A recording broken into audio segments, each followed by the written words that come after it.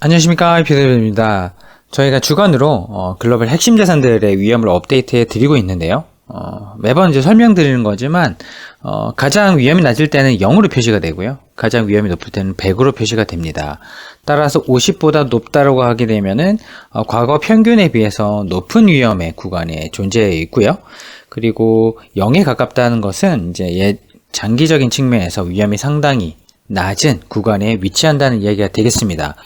사실 위험이 높다는 것은 일반적으로 가격의 하락 리스크가 위험이 높다는 이야기가 될 수 있는데요. 오히려 위험이 낮다는 것은 가격의 하락으로부터 어느 정도 조금 자유롭다라고 볼 수 있는 부분도 되겠습니다.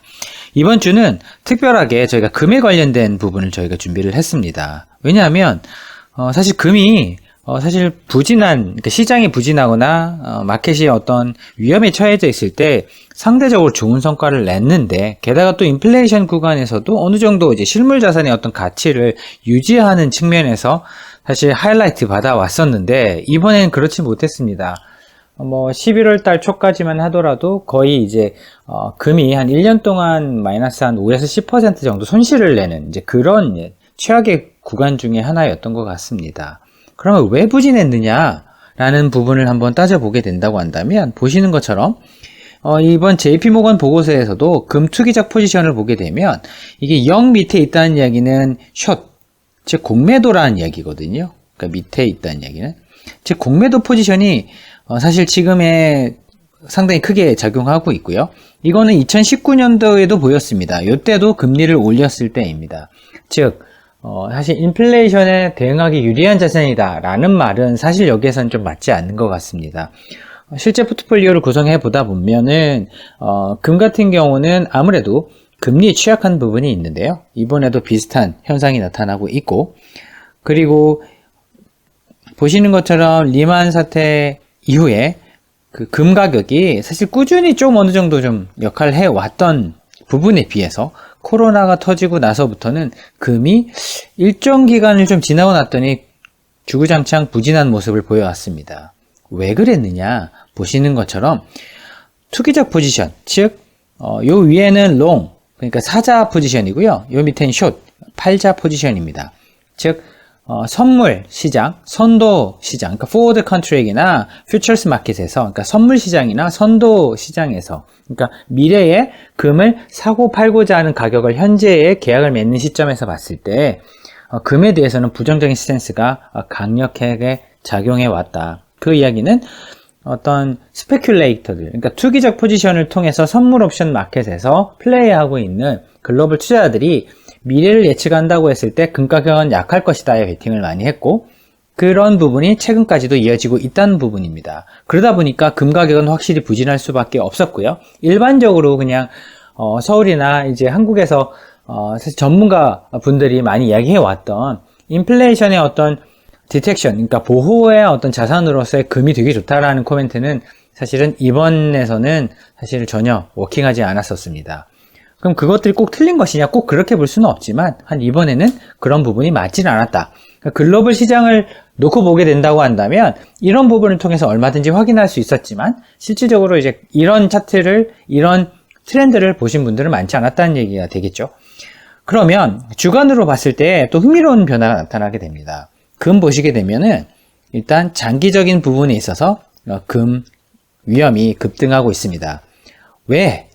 지난주와 지지난주의 글로벌 시장의 흐름은 숏커버링, 즉 공매도 포지션의 회수가 시장의 어떤 전체적인 분위기를 지배를 했습니다.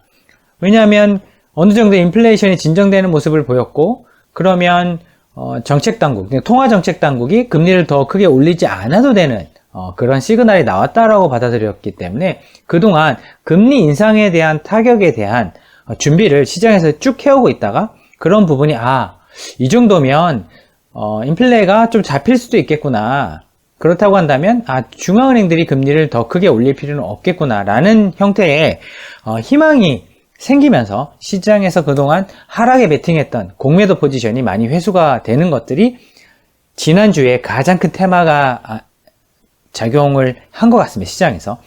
그러다 보니까 금도 이만큼 공매도가 많이 나와 있었기 때문에 그런 부분이 분명히 작용한 것 같고요. 하지만 단기적으로 가격이 좀 많이 오르다 보니까 금 가격에 대해서는 좀 위험이 올라온 수준으로 측정되고 있습니다. 그러면 이런 이제 공매도에 대한 테마가 일정 부분 일단락 된다라고 했을 때는 금 가격에 대한 어떤 위험을 시장에서 받아들일 수 있을 것 같고요. 차익 실현 매물도 좀 나올 수 있지 않을까라고 보여지는 부분입니다. 그러면 다른 자산들을 봤을 때는 보시는 것처럼 거의 싱글 디짓, 그러니까 한 자릿수 정도의 변화만 있습니다. 그 이야기는 기존의 가격의 움직임에 비해서 크게 바뀌지 않을 수도 있다. 즉 미국도 주가 기준으로 보게 되면 한 70%에 해당되는 거니까 위험이 아직 아주 낮다고 볼 수는 없고요. 조금 높은 편에 있고요. 한국 같은 경우는 상대적으로 좀 덜 위험해 보이는 그런 구간으로 진입을 해서 최근에 보시게 되면 글로벌 메이저 주가 지수 중에서 가장 좋은 성과를 내고 있습니다.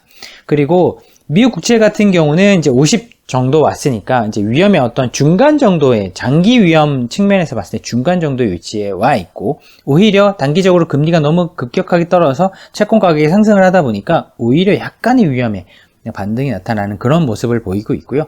유가 같은 경우는 보시면 장기적인 사이클에 있어서는 상당히 낮은 위험 구간이 있지만 이게 너무 지속되다 보니까 최근에 약간 이 위험 자체도 소폭 반등이 나오는 그런 모습을 보이고 있습니다.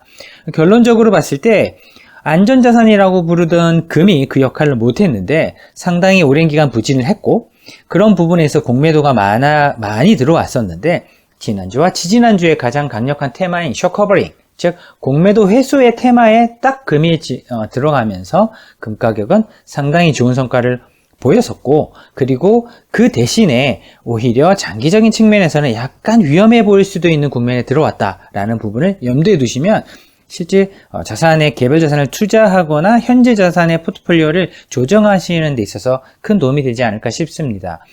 다만 지금 전체적으로 봤을 때 위험의 어떤 움직임이 크게 바뀌고 있지 않기 때문에 현재의 분위기가 급격하게 한쪽으로 쏠리거나 바뀔 것 같지는 않습니다. 왜? 핵심 자산들의 위험 지표가 지금 어느 정도 좀 안정된 것으로 보여지거든요. 그렇다고 한다면 다음 주에 연준의 이사들이, 그리고 연준 총재들이 투표권을, 이제 금리 결정의 투표권을 가지고 있는 연준 총재들이 한 주간 동안 어떤 코멘트를 하냐에 따라서 한 주간의 어떤 변동의 위험이 좀 나올 수는 있지만, 현재 기준으로 봤을 때는 지금 위험이 크게 한쪽으로 쏠리거나 그럴 가능성은 높아 보이지 않는다. 그래서 현재 자산 가격의 움직임들이 크게 갑자기 바뀔 것 같지는 않다. 다만 숏커버링으로 되게 가격이 많이 올랐던 자산들, 대표적인 사례로 금과 같은 자산들은 아무래도 조금 위험은 올라가는 것으로 보여진다. 이런 힌트를 가지고 현재 포트폴리오를 구성하시거나 투자된 자산들을 어떻게 핸들링하면 될지에 대한 아이디어를 하시는데, 정리하시는데 참고를 하시면 상당히 좋을 것 같고요.